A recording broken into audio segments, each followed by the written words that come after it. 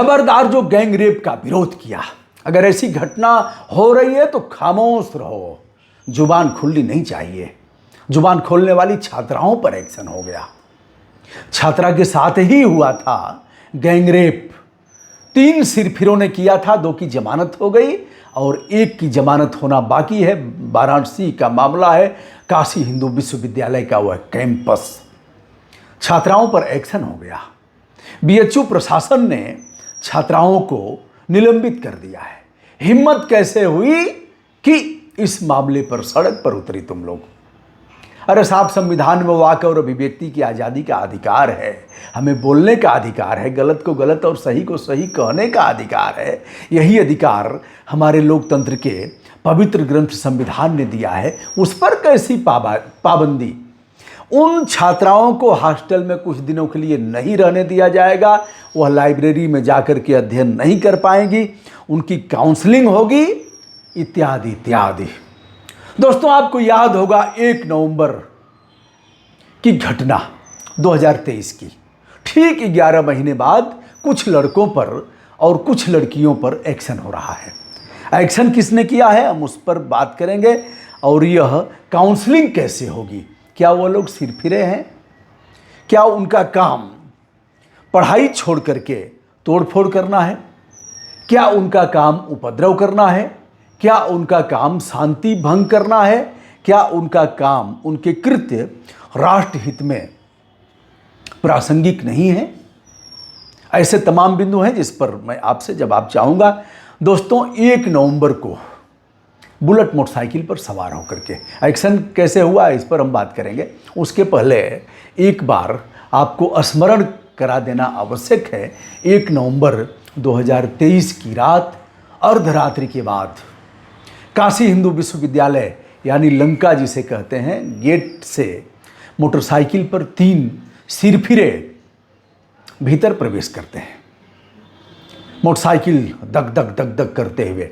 वह लंका का चौराहा एक ऐसा प्लेस है जहां पुलिस की ड्यूटी हमेशा रहती है। वहां पुलिस चौकी भी है और पुलिस की पिकेट ड्यूटी भी है। वहां से प्रवेश करते हैं एक मोटरसाइकिल पर 3 और भीतर जाते हैं। भीतर एक लड़का और लड़की पढ़ाई से थोड़ा खाली होकर के टहल रहे हैं कैंपस में। तीनों रोकते हैं, उनके साथ अभद्र व्यवहार करते हैं, गाली गलौज करते हैं, लड़के को पीटते हैं, लड़की का वीडियो बनाते हैं, उसके साथ बैड टच करते हैं। बैड टच ही नहीं करते हैं, हैवानियत की सीमाओं को पार कर दिया। एक तरफ झाड़ी की तरफ ले जाते हैं, लड़की रोती है, गिड़गिड़ाती है, माफ़ी मांगती है, लेकिन उसके कपड़े उतारते हैं। और फिर जो हुआ बताने की आवश्यकता नहीं है। 1 नवंबर को हुआ, 2 नवंबर को लड़की जाती है अपराध दर्ज कराने के लिए। अपराध दर्ज हुआ, किंतु सामूहिक गैंग रेप की घटना की धाराएं नहीं लगी। बच्चे सड़क पर उतरते हैं और लोग भी इनका साथ देते हैं। यह सब करने के बाद बदहवास लड़की जाती है, एक बीएचयू के प्रोफेसर साहब हैं, उनका दरवाज़ा खटखटाती है। वह खोलते हैं, उसे कुछ सूझता नहीं है। वह पैर पकड़ लेती है, कहती है कि सर ऐसे ऐसे हुआ, हमें मार डालेंगे। वहाँ रास्ता जगह देते हैं। फिर फ़ोन किया जाता है, बीएचयू के जो सुरक्षाकर्मी है वह पहुँचते हैं, फिर पुलिस पहुँचती है। यह सब हुआ। हाँ, अब हम आते हैं आंदोलन पर। न्याय की मांग को लेकर के सड़क पर उतरे बच्चे, लड़के लड़कियां सभी उतरते हैं और एक बड़ा जन आंदोलन होता है काशी हिंदू विश्वविद्यालय में। पुलिस बैक फुट पर है। फिर कई दिनों बाद गैंग रेप की धाराएं दर्ज की गई। ऐसा कुछ हुआ। फिर यह जन आंदोलन चलता रहा।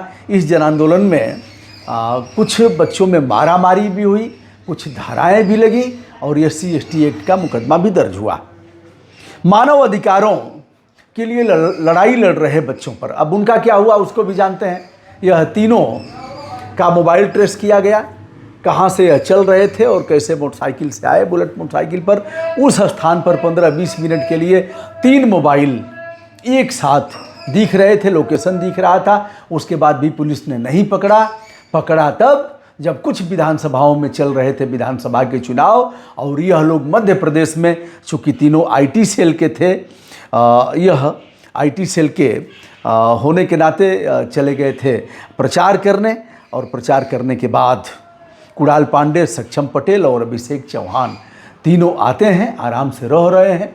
इनको पता था कि हमारा कोई कुछ नहीं करेगा, लेकिन जब चुनाव संपन्न हो गया तो पुलिस ने इनको दबोचा।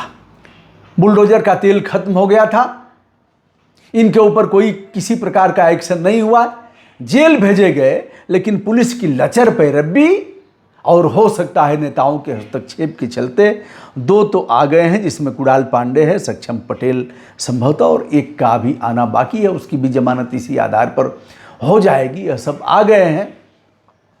और फिर ठीक 1 साल बाद 1 नवंबर की घटना है, और 1 नवंबर के दिन ही बीएचयू की जो जांच कमेटी थी उसने इन्हें 6 छात्राओं को निष्कासित कर दिया है 1 महीने के लिए, और लगभग 7-8 की संख्या में लड़के भी हैं कि तुम लोगों ने आंदोलन किया और काशी हिंदू विश्वविद्यालय की गरिमा को गिराया है। बच्चों का यह काम नहीं है कि वह धरना प्रदर्शन करेंगे, घेराव करेंगे। तो यह सब आरोप लगाते हुए न वह लाइब्रेरी जाएंगे, न वो हॉस्टल में रहेंगे। यह कुछ दिनों का है, कुछ सप्ताह के लिए, लेकिन क्या ऐसी कार्यवाही जायज़ है?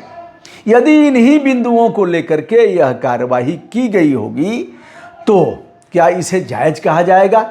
यदि जायज़ नहीं है तो आपका क्या कहना है, इसे बताइएगा।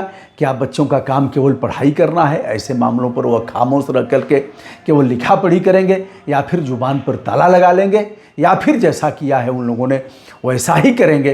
क्या करना चाहिए? और काशी हिंदू विश्वविद्यालय की स्टैंडिंग कमेटी ने जो एक्शन लिया है उस पर आपके क्या विचार हैं, कृपया बताइएगा। मैं हूं ब्रजभूषण दुबे, संपूर्ण आदर के साथ हमारा नमस्कार स्वीकार करें।